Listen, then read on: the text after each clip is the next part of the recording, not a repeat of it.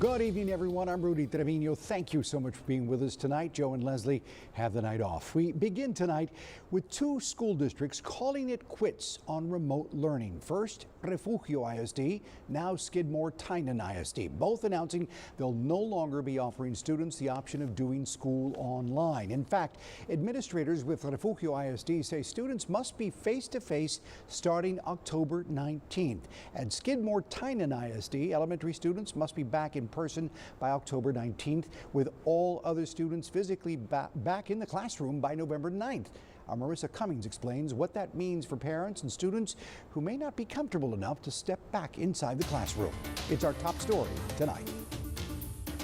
Coronavirus cases may be on a downward spiral across South Texas, but not everyone is comfortable sending their kids back to school. For those parents and students who want to continue online learning, both Refugio and Skidmore-Tynan ISD say you either have to enroll your child into homeschool or transfer them to a neighboring district that offers remote learning. The closest district to Refugio ISD is Woodsboro ISD. The superintendent at Woodsboro says they are still doing remote learning and transfers are accepted, but there is a strenuous application process where the school principal and a committee of teachers examine the student's grades, attendance, and disciplinary record. Then the principal makes a recommendation to the superintendent, and then the superintendent takes that list of students to the school board, and the school board has the ultimate approval or denial. But she says the Woodsboro ISD school board is meeting on October 19th to assess if they'll still offer remote learning. And this will be on the agenda to determine if we are also going to close off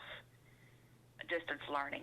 But we will be looking at data. The closest school district for students in Skidmore-Tynan to transfer to is Beeville ISD. We have not made the decision of returning all of our students back to school face-to-face.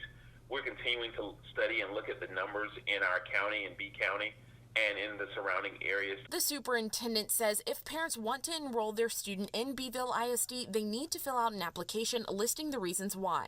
And several other critical components that they need to fill out.